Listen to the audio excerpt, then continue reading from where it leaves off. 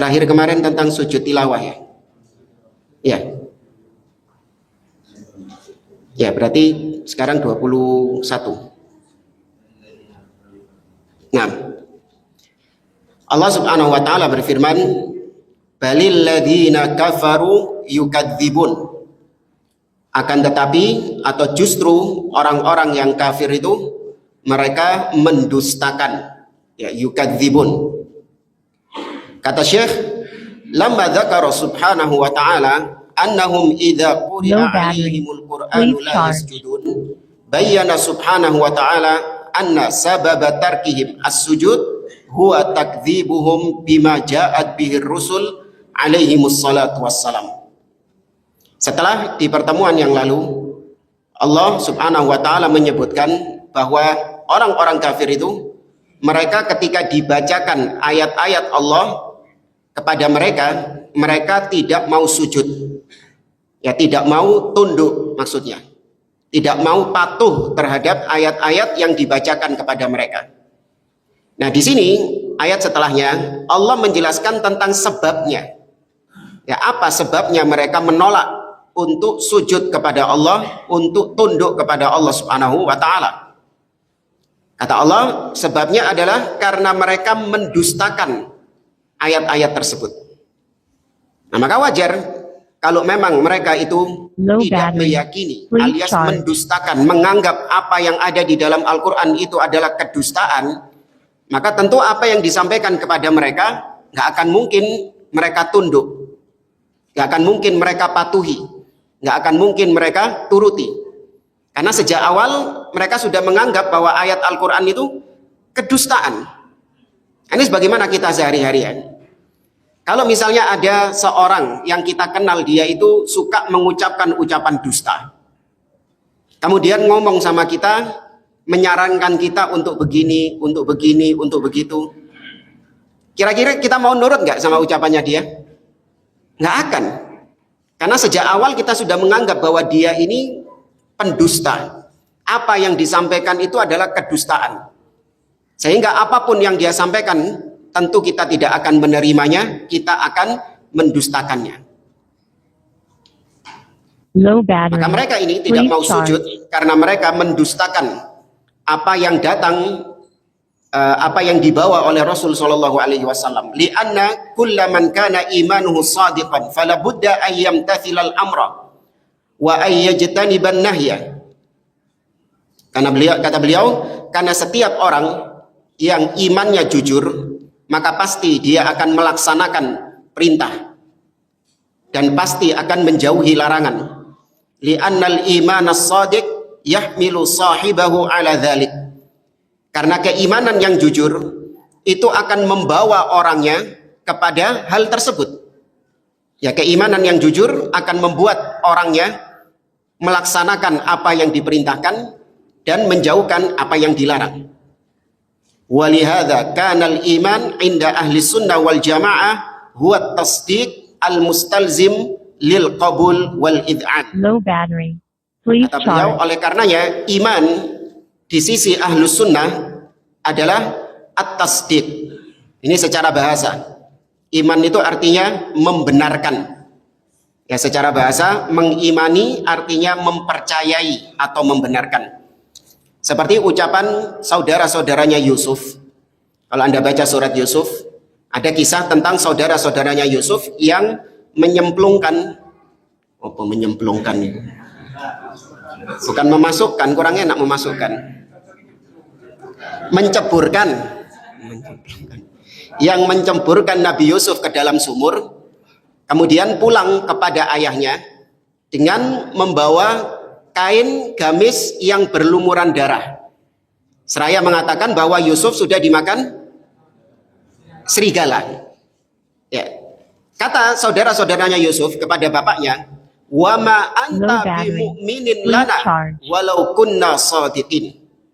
Dan kau wahai ayahku, wahai ayah kami, engkau tidak akan beriman kepada kami. Maksudnya saudara-saudaranya Yusuf.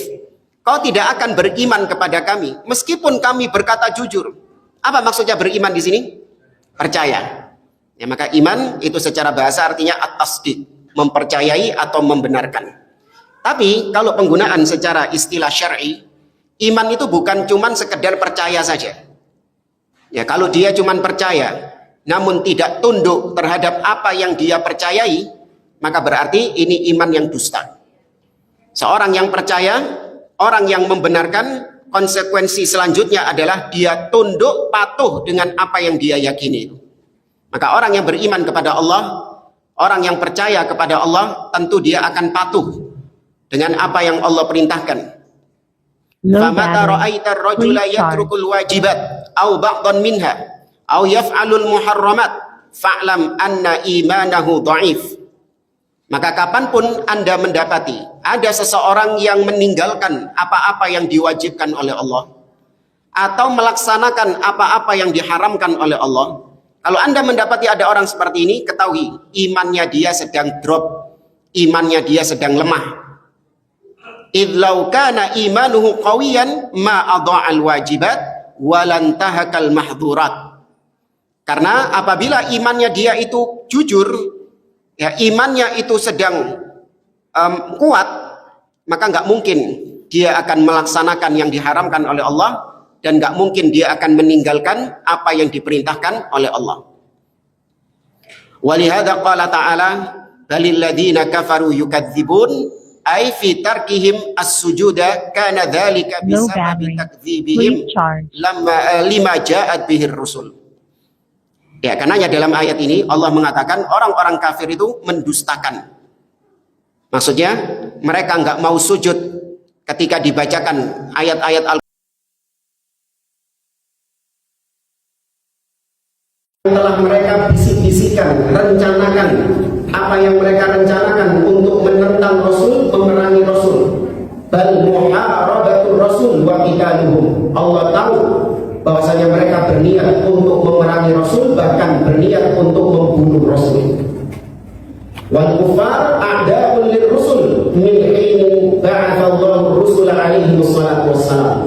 Maka orang-orang musyrik, orang-orang kafir, mereka sejatinya adalah musuh-musuh para rasul sejak Allah mengutus para nabi dan rasul. Wa annahum yajma'una lahum wa yakiduna lahum fatawa'adahumullahu ta'ala fi hadhihi al-ayat. Mereka ini, kalau Anda lihat sejarah para nabi dan rasul, orang-orang yang mengingkari, mengkufuri apa yang dibawa oleh para nabi dan rasul, mereka ini semuanya sepakat untuk memerangi dan membuat rencana-rencana busuk, rencana jahat, ya, untuk memerangi para nabi dan rasul yang diutus oleh Allah Subhanahu wa taala. Bukan cuma Nabi Muhammad saja. Ya, semua nabi dan rasul yang diutus pasti akan mendapatkan perlawanan dari orang-orang yang kontra dengan dakwahnya nabi dan rasul. Karena dakwahnya nabi dan rasul ini tauhid, mengajak manusia untuk beribadah hanya kepada Allah, otomatis yang kontra pasti siapa? Yang syirik. Ya, otomatis pasti yang memusuhinya adalah yang syirik. Ya, karena nggak akan mungkin ketemu Nabi mengajak untuk mengesahkan Allah, menyembah hanya kepada Allah, sedangkan konsekuensi dari tauhid adalah meninggalkan sesembahan-sesembahan lain selain Allah Subhanahu wa taala. Maka tentu yang menyembah selain Allah nggak akan terima dengan dakwahnya para nabi dan rasul ini. Ya, pasti tidak akan ridho dengan dakwahnya para nabi dan rasul ini. Maka mereka berusaha untuk memadamkan dakwahnya para nabi dan rasul, untuk menghanguskan, melenyapkan, menghilangkan dakwahnya para nabi dan rasul dengan berbagai macam cara. Entah dengan tuduhan-tuduhan, dituduh dusta, dituduh sebagai tukang sihir, dituduh sebagai dukun, dituduh sebagai syair, penyair, dituduh sebagai majnun, ya, bahkan sampai puncaknya direncanakan untuk dibunuh. Ya, direncanakan untuk dibunuh. Ya, itu sampai kapanpun, bahkan sampai detik ini dakwahnya para nabi dan rasul akan senantiasa mendapatkan perlawanan dan permusuhan. Itu sudah menjadi sunnatullah. Karena di dalam ayat tadi Allah mengancam mereka, awas, wallahu a'lamu bima yu'un. Allah tahu apa yang sedang mereka sembunyikan, apa yang mereka rencanakan, ya, untuk membunuh para nabi dan rasul.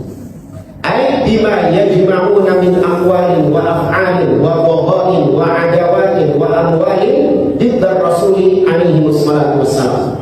Allah tahu apa yang mereka kumpulkan dari pendapat-pendapat ya ketika rapat. Jadi dulu orang-orang Quraisy itu punya tempat namanya Darun Nadwa. Ya, Darun Nadwa ini tempat cangkruknya Abu Jahal IS. Ya, mereka sering kumpul di situ membicarakan tentang bagaimana kita menghentikan dakwahnya Muhammad. Ya, dikumpulkan. Ini dari kabilah ini ngasih saran seperti ini. Dari kabilah yang satunya ngasih saran seperti ini. Masing-masing kabilah memberikan saran dan masukan. Ya. Dikumpulkan sama mereka siapa saran yang lebih ampuh untuk menghentikan dakwah Rasul. Biasanya sarannya siapa yang paling disetujui? Sarannya siapa yang paling disetujui? Abu Jahal. Ya, sarannya Abu Jahal, makanya dia itu dijuluki oleh orang-orang dengan Abul Hakam awalnya. Apa artinya Abul Hakam? Bapak kecerdasan. Ya karena ide-idenya dia itu visioner. Ya, ide-idenya dia itu out of the box, beda dari ide-idenya orang-orang lain. Maka dia ini dianggap sebagai orang yang cerdas. Tapi karena tidak beriman kepada Nabi, bahkan memusuhi Nabi, Nabi menjulukinya sebagai Abu Jahal, bapaknya kebodohan. Ya, bapaknya kebodohan. Maka Allah tahu apa yang mereka rencanakan, apa yang mereka perbuat. Allah tahu bagaimana permusuhan mereka kepada Nabi, rencana jahat mereka kepada para Nabi dan Rasul. Kemudian ayat 24 Allah mengatakan fabashshirhum bi'adzabin alim. Maka kabarkan kepada mereka, sampaikan berita gembira kepada mereka dengan siksa yang pedih. Kata beliau, akhbirhum bil adzabil alim alladzi la budda an yakun. Sampaikan kepada mereka kabar tentang siksa Allah yang pedih yang pasti kelak akan mereka dapatkan di akhirat. Ya, di sini Nabi diperintahkan untuk menyampaikan kepada orang-orang musyrikin akan adab yang menanti mereka apabila mereka tidak bertobat kepada Allah, tidak menghentikan perbuatan mereka itu. Diancam dengan adab. Ya, tapi karena orang-orang Quraisy, mereka ini sudah kita sampaikan percaya adanya hari kiamat atau tidak? Mereka tidak percaya adanya hari kiamat. Sehingga mereka menganggap ancaman-ancaman yang disampaikan oleh Nabi itu asatirul awwalin. Itu dongengnya orang-orang dulu. Dari dulu kita kalau mau berbuat ini diwedeni, nanti kau akan disiksa di akhirat. Terus dari dulu itu diwedeni kita takut di sana siksa neraka. Itu nerakanya sendiri nggak pernah kita lihat. Nerakanya sendiri nggak pernah kita tahu ada apa enggak, ya hakiki atau enggak. Ya, itu dari dulu sampai sekarang demikian. Ancaman-ancaman Allah dianggap sebagai ya ancaman yang halus ya. Gertakan sambal, bahasa kita gertakan sambal. Kata Allah, wal khitab fi qawlihi fabashshirhum 'amun lirrasul sallallahu alaihi wasallam wa likulli man yasihu khitabuhu fa innahu dakhilun fi hadha. Secara azal ayat ini adalah perintah kepada Rasul sallallahu alaihi wasallam. Fabashshirhum, kata perintah. Ya, kabarkanlah kepada mereka. Ya, berikan kabar gembira kepada mereka. Ini perintah asalnya kepada Rasul sallallahu alaihi wasallam. Tapi juga bisa diperuntukkan bagi siapapun yang memang cocok dengan konteks ayat ini. Ya, kabarkan kepada siapapun yang memusuhi Islam, memusuhi kaum muslimin.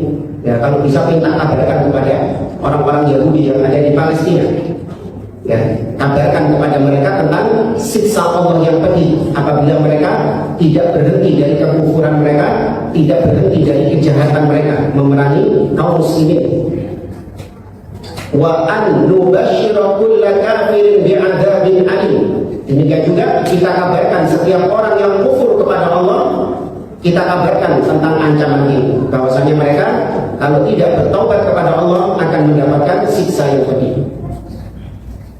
Kama qala ta'ala, seperti firman Allah dalam surah As-Sajdah ayat 30, "Wantadhir innahum muntadhirun." Ya, maka tunggulah.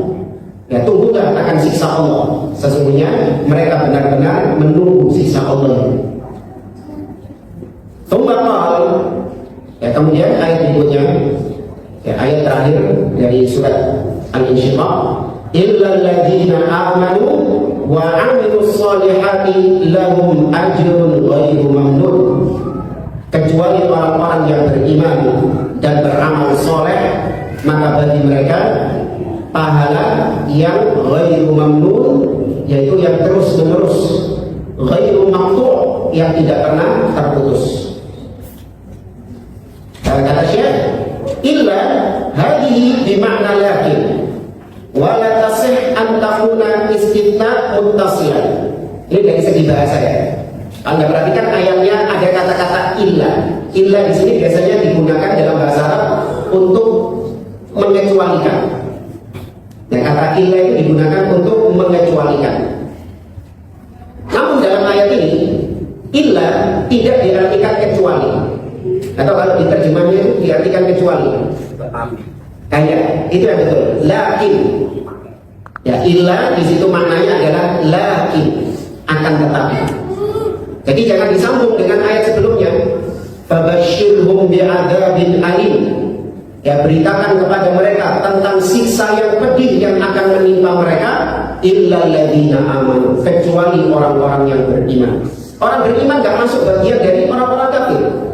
Tidak diperkecualikan. Ya. Yang betul, illa di sini diartikan sebagai lakin, akan tetapi. Ya. Li'anna alladziina aamanu laisu minal mukadzibin fi syai'in. Kenapa tidak kita artikan sebagai kecuali? Karena orang-orang beriman di ayat yang terakhir ini, orang-orang beriman itu bukan termasuk bagian dari mukadzibin, bukan termasuk bagian dari orang-orang yang mendustakan. Ya, beda kalau misalnya saya mengatakan kullun nas yusalluna fil masjid. Ya, semua manusia itu melaksanakan sholat di masjid. Ya, semua orang melaksanakan sholat di masjid. Illal haid, kecuali wanita yang sedang haid. Baik, kalau ini boleh kita katakan kecuali. Ya, illal haid, kecuali wanita yang haid. Karena wanita yang haid masuk manusia apa bukan? Masuk manusia. Ya, masuk bagian dari manusia. Nah, kalau ini nggak bisa kita katakan orang beriman masuk bagian dari mukadzibin. Mereka tidak mendustakan. Dan berarti ini terpisah, tidak nyambung dengan ayat sebelumnya. Bal hum mu'minuna musaddiqun. Justru orang-orang yang beriman itu mereka adalah orang-orang yang yakin, yang percaya, musaddiqun, yang membenarkan. Wa hadza huwal istithna al-munqati'. Nah, dalam bahasa Arab ini disebut dengan pengecualian yang terputus dengan sebelumnya.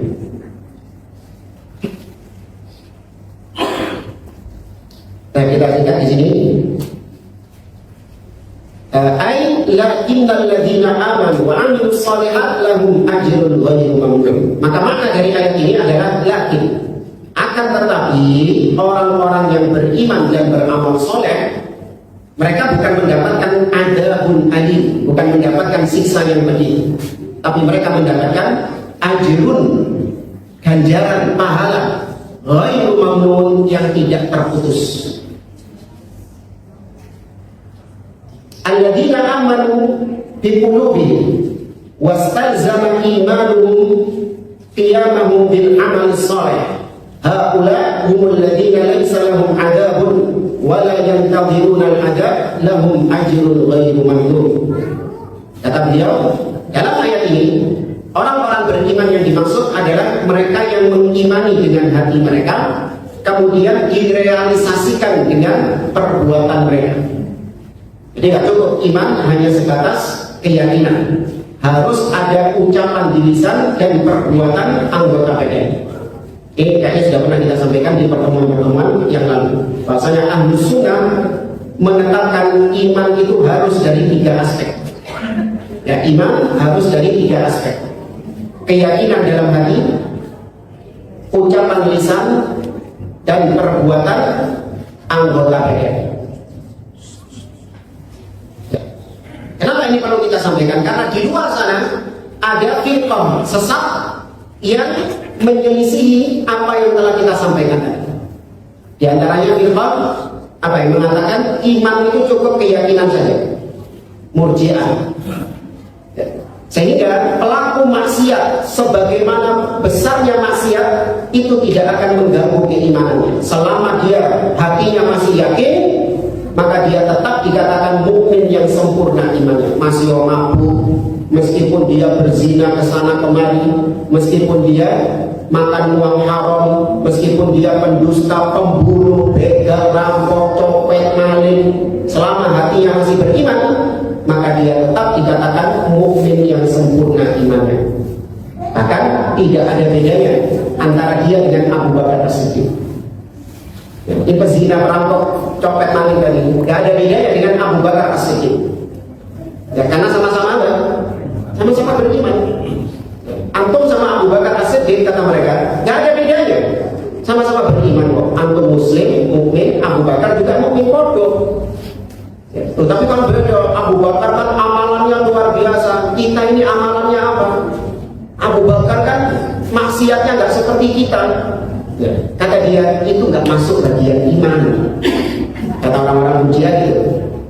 Ya, perbuatan itu nggak masuk bagian iman. Iman itu nang jero ati. Yang penting yakin.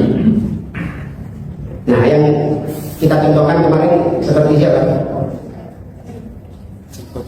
Nah, yang penting hatinya berjilbab. Ya, ketika diingatkan ya wanita-wanita muslimah untuk menutup aurat, ya jangan menampakkan aurat. Kata dia, wah yang penting hatinya. Ya, yang penting hatinya berjilbab. Ya, alhamdulillah. Itu pemikiran Murji'ah. Sebaliknya ada Khawarij, kebalikan dari Murji'ah.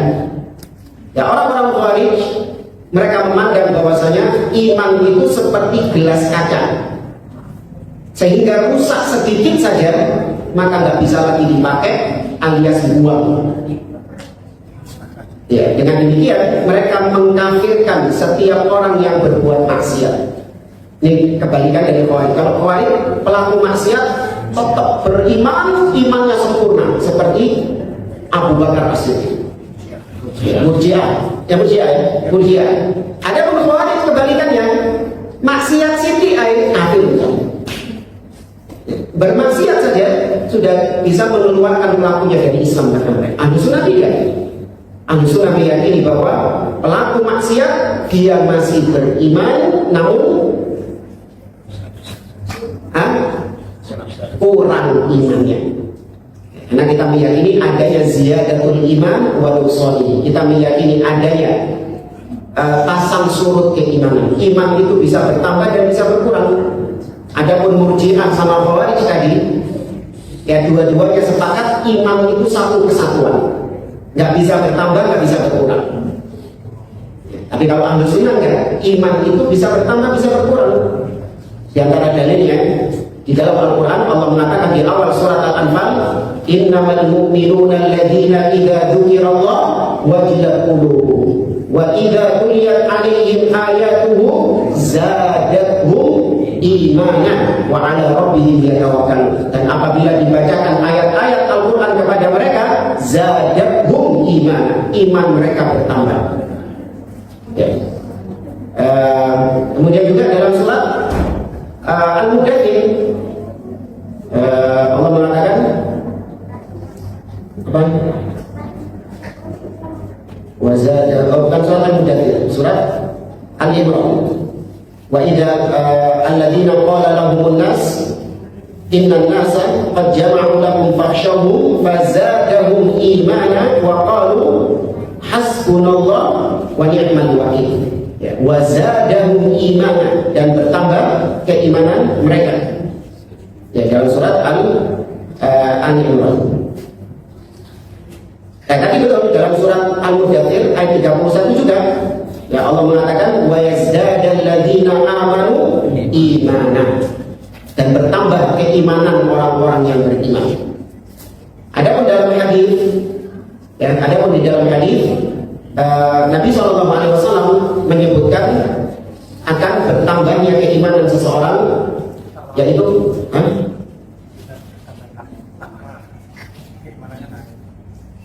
ya, ketika seorang bertakwa kepada Allah Subhanahu wa taala, maka keimanannya akan bertambah. Dan ketika seorang bermaksiat kepada Allah Subhanahu wa taala, maka keimanannya berkurang. Ya. Makanya Nabi menyebutkan ada namanya tingkatan iman. Ya, Nabi mengatakan al-iman bid'un wa sab'una syu'bah. Iman itu ada 70 lebih cabangnya.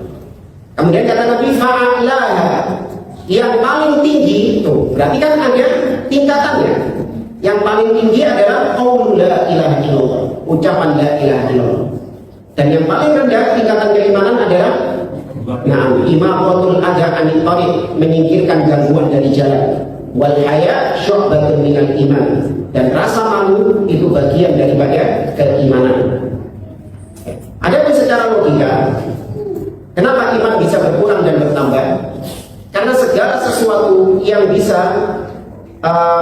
segala sesuatu yang bisa mendapatkan tambahan pasti bisa mengalami pengurangan. Ya, kita saja merasakan sendiri bagaimana iman kita bertambah ketika bulan Ramadan. Ya, itu kita rasakan sendiri. Bagaimana ketika bulan Ramadan iman kita bertambah, on fire. Kita ingin melaksanakan ibadah-ibadah, baca Qur'annya, kita ingin menghatamkan, kemudian punya uang sedikit saja langsung disedekahkan.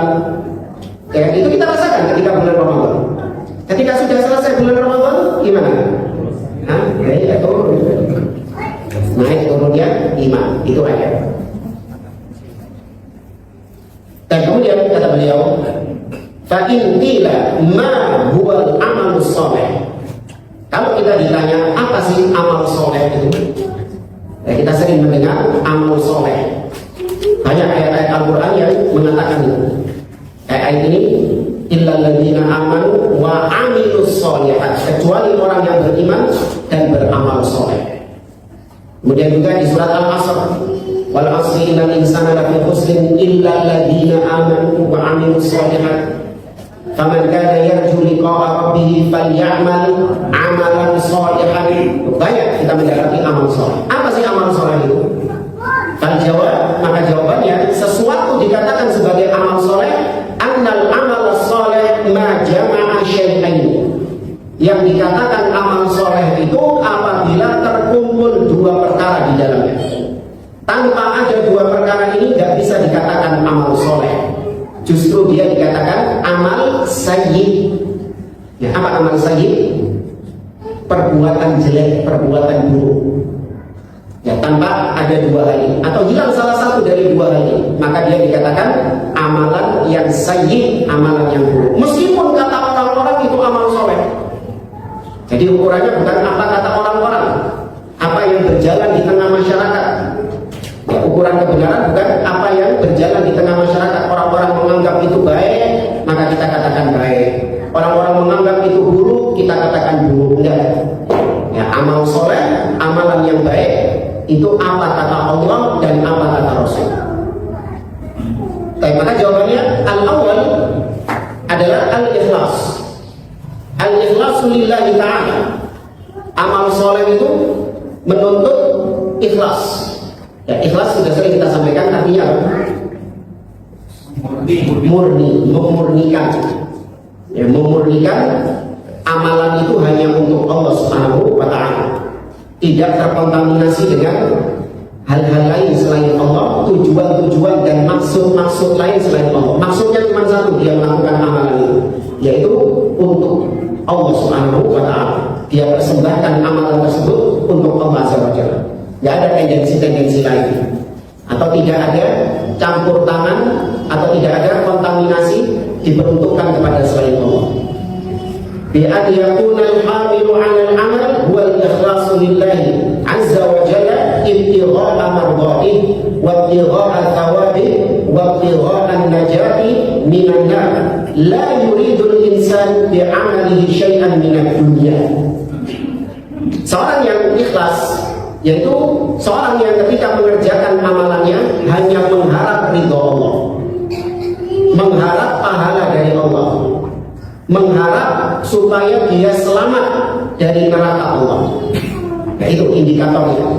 Jadi sholat kita, puasa kita, sedekah kita, haji kita, umroh kita, zikir kita, itu indikator ikhlasnya adalah apabila kita melakukan itu, maksud dan tujuan kita tidak lain tidak bukan untuk mendapatkan ridhonya Allah, bukan mendapatkan ridho manusia, enggak, mendapatkan keridhoan Allah, atau supaya kita mendapatkan pahala dari Allah di akhirat, atau supaya kita dengan amalan tersebut, tujuan kita dengan amalan itu kita dihindarkan oleh Allah, diselamatkan oleh Allah dari neraka jahanam. Itu sudah dikatakan ikhlas. Jadi jangan seperti kebanyakan orang, sebagian orang mengatakan ikhlas itu harus tanpa pamrih.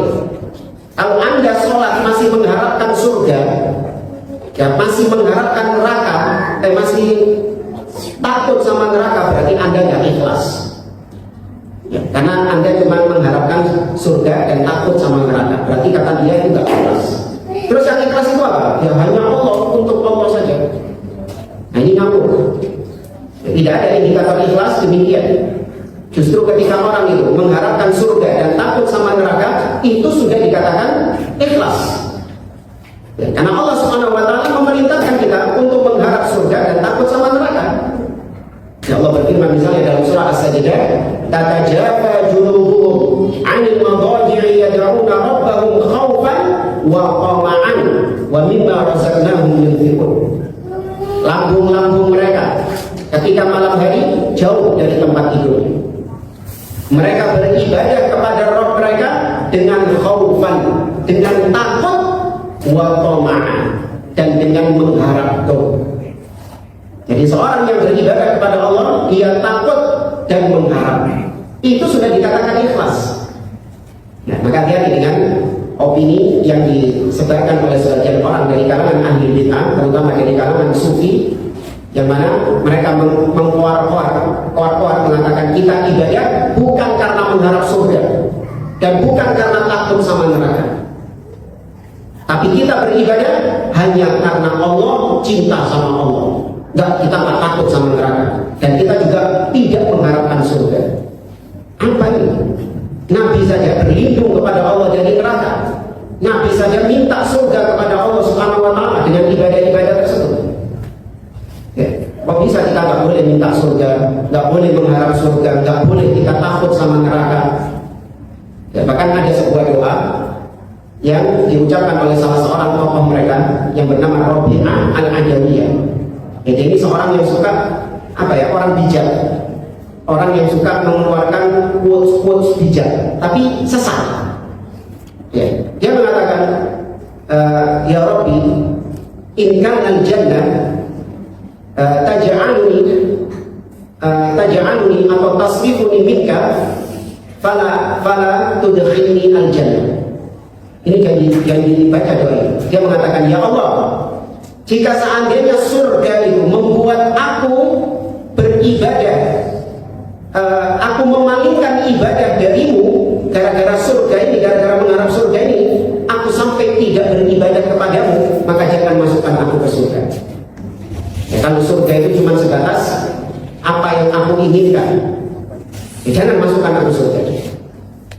Sebaliknya juga demikian, apabila neraka membuat aku takut lebih daripada ketakutanku kepadamu, maka masukkan aku ke neraka. Apa ini? Nah, kita diajarkan oleh Nabi minta surga. Wa idza sa'altumullaha al-jannah fas'alul firdaus. Apabila kau minta surga yang paling tinggi. Disuruh sama Nabi minta surga, disuruh sama Nabi berharap surga. Nah, kita diajarkan doa berlindung dari neraka. Allahumma inni a'udzubika min adzabi jahannam wa min adzabil qabr wa min fitnatil mahya wal mamat wa min syarri fitnatil masiihid ad-dajjal. Itu dibaca setiap mau salat. Berlindung, takut karena kita takut dengan neraka.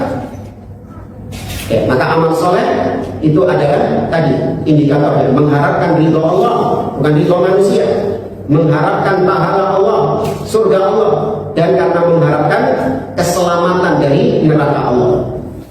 La yuridul insanu bi'amali syai'an minad dunya.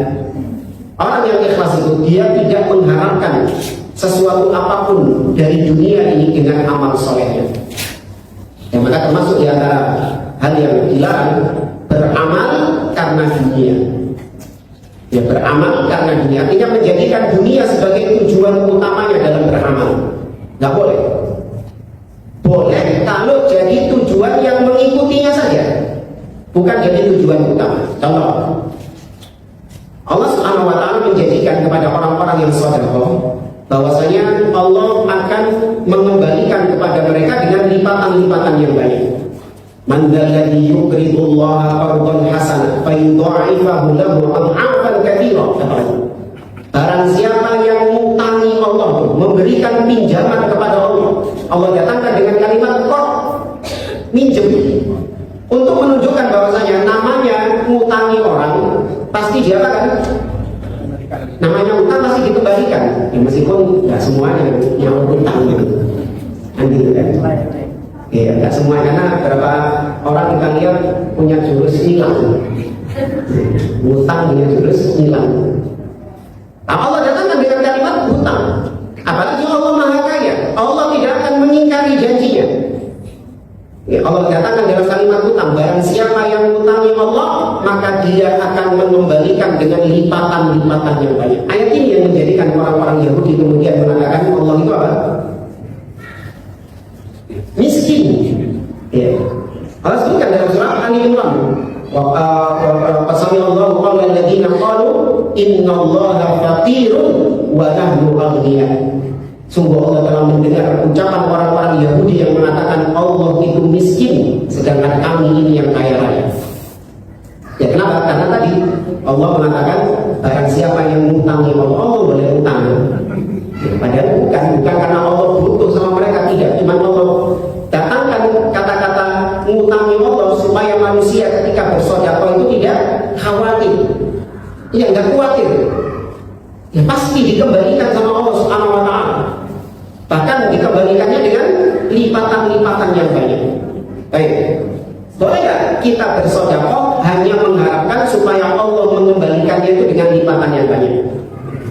Nah, boleh. Meskipun benar janjinya Allah Subhanahu wa Ta'ala, tapi tujuan kita bersedekah cuma untuk mendapatkan balasan dunia saja. Enggak. Kita bersedekah tujuannya untuk mendapatkan balasan di akhirat.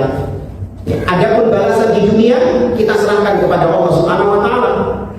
Ya, jangan kemudian setelah bersedekah dilihat terusan dunia, di refresh lagi, dapat duit.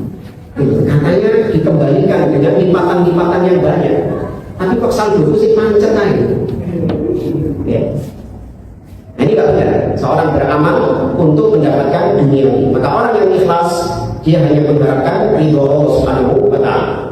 Tapi itu syarat yang pertama, amal soleh adalah yang ikhlas. Al-thani, yang kedua, kriteria kedua, amalan dikatakan soleh adalah an yakuna muttabi'an fihi Rasulullah sallallahu alaihi wasallam. Yaitu mengikuti amalan soleh tersebut adalah amalan yang dibangun di atas tuntunan Nabi Muhammad sallallahu alaihi wasallam. Dibangun di atas ittiba', yang mengikuti Nabi sallallahu alaihi wasallam. Ai an yattabi'al insan Rasulullah sallallahu alaihi wasallam fi amalihi fi'lan lima fa'ala wa tarkan lima taraka. Ini bagus kalimat beliau. Seorang dia dituntut untuk mengikuti Rasul sallallahu alaihi wasallam bukan hanya dalam perkara-perkara yang fi'il, melakukan, tapi dia juga mengikuti Rasul dalam perkara-perkara yang ditinggalkan oleh Rasul sallallahu alaihi wasallam. Jadi namanya ittiba, mengikuti Nabi. Itu bukan cuma melakukan apa yang dikerjakan oleh Nabi saja. Ada 2 menit. 2 menit. Boleh.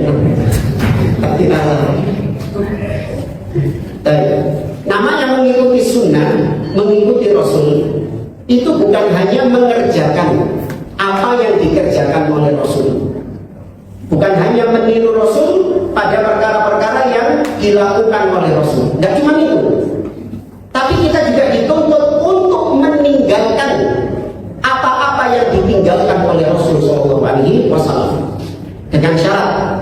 Ada syaratnya yang kedua itu. Dengan syarat perkara tersebut memang ada alasan Rasul untuk melakukannya. tapi tidak dilakukan sama Nabi. Padahal Nabi punya alasan kuat untuk melakukannya. Dan yang kedua, tidak ada yang menghalangi Nabi untuk melakukannya. Saya katakan, ini misalnya, Ustaz, Nabi dulu kan meninggalkan ceramah pakai mie. Artinya Nabi kan dulu gak pernah khutbah ceramah pakai mie. Berarti antum kalau ittiba mengikuti Rasul, ya jangan pakai mie. Nabi dulu kalau haji itu kan gak pakai pesawat, pakai onta.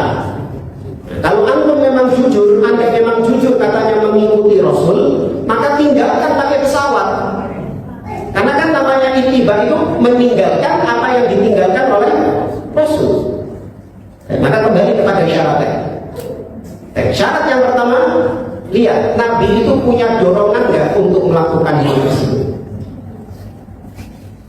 Yang kedua, ada nggak yang menghalangi Rasul untuk melakukan hal tersebut? Mikrofon. Kalau dikatakan apakah Nabi punya dorongan untuk pakai mikrofon, iya. Karena tujuan orang pakai mikrofon biar dengar, yang jauh itu biar dengar. Oke, kita lihat.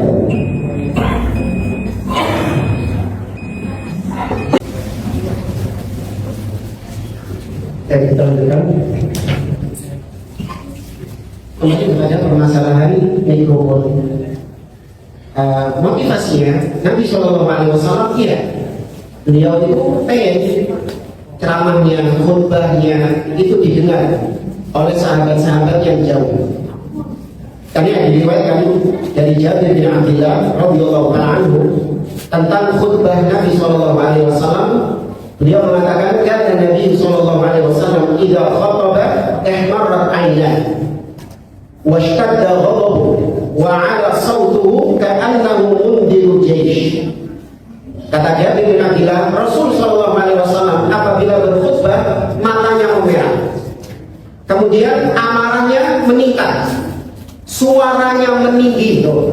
Wa 'ala sawtuhu, suaranya itu meninggi keras ketika Nabi berkhutbah. Ka'annahu mundiru jaysh, seakan-akan Nabi itu seorang komandan yang sedang memperingatkan pasukan-pasukannya.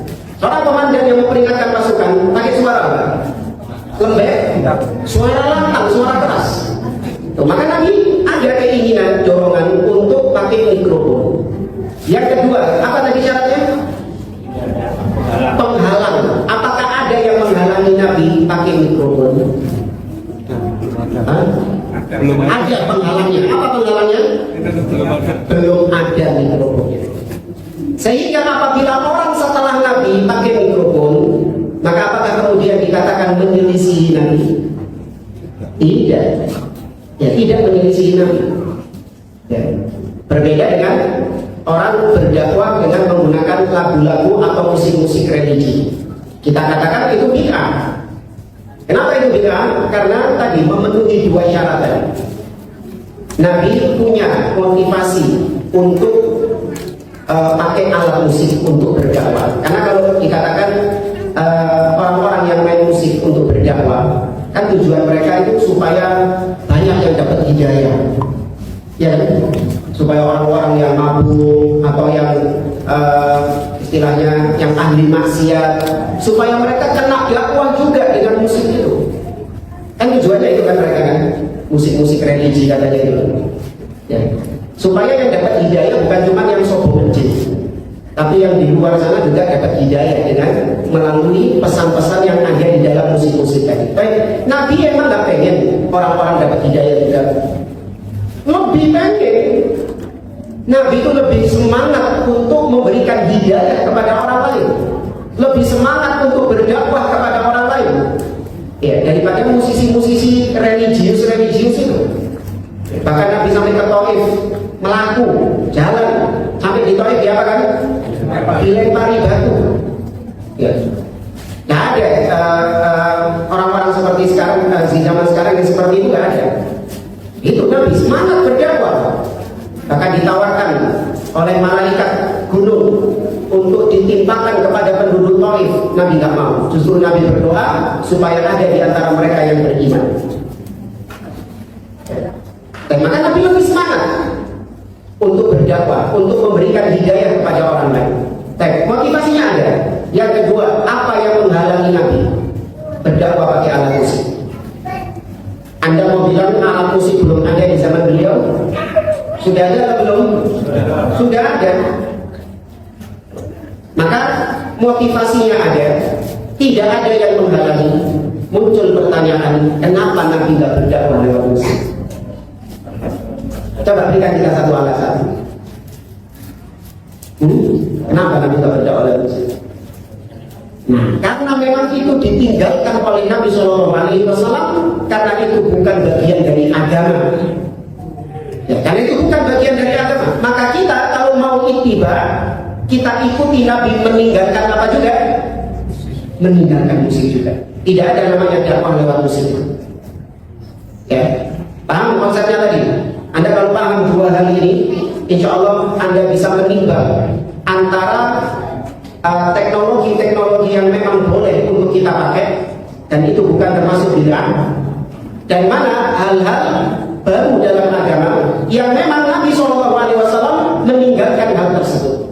Tadi syaratnya apa motivasinya, dan kemudian adakah yang menghalanginya? Ustaz, dulu Quran di zaman Nabi itu kan belum dibukukan, baru dibukukan jadi mushaf zaman siapa? Utsman qiraahnya. Abu Bakar As-Siddiq, di zaman Abu Bakar As-Siddiq baru dikumpulkan menjadi mushaf. Berarti Abu Bakar melakukan bid'ah, karena di zaman Nabi nggak ada Al-Quran itu jadi mushaf. Al-Quran di zaman Nabi itu di mana? Dihafalkan. Ya, apa yang dilakukan oleh Abu Bakar bid'ah? Kembalikan kepada dua kaidah tadi.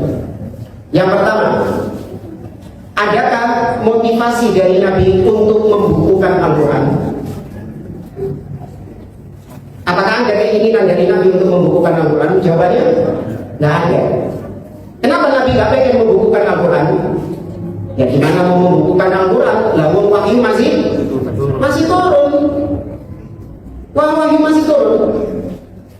Kemudian ketika zaman Abu Bakar As-Siddiq, apakah wahyu masih turun? Tidak, sudah berhenti wahyu, sudah terputus wahyu itu. Ditambah lagi banyak penghafal-penghafal Al-Quran yang gugur di medan peperangan di zaman Abu Bakar As-Siddiq. Maka baru mulai muncul motivasinya itu zaman siapa? Zaman Abu Bakar As-Siddiq. Maka apa yang dilakukan oleh Abu Bakar? Mengumpulkan Al-Quran. Apakah itu menentang sunnah Nabi? Tidak, tidak menentang sunnah Nabi. Nah, ini bukan bid'ah. Maka kata beliau, "Fama fa'alahu Nabi sallallahu alaihi wasallam ma'a wujudi sababi fasunnatu fi'luhu idza wujida sabab." Maka apa yang dikerjakan oleh Nabi sallallahu alaihi wasallam, ya karena ada sebab Nabi mengerjakan hal tersebut, maka sunnah, kalau kita ingin dianggap mengikuti sunnah, kerjakan juga.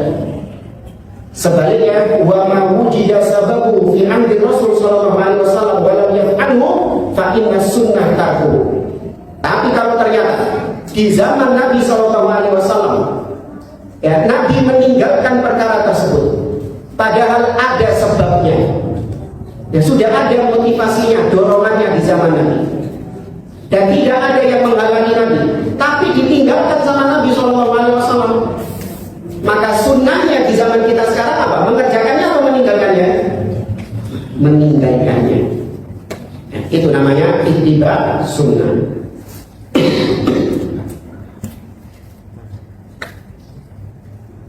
Saya kira ini coba kita lanjutkan di pertemuan yang akan datang. Wallahu a'lam. Subhanallahumma wa bihamdihi, asyhadu an la ilaha illa anta, astaghfiruka wa atubu ilaik. Assalamualaikum warahmatullahi wabarakatuh.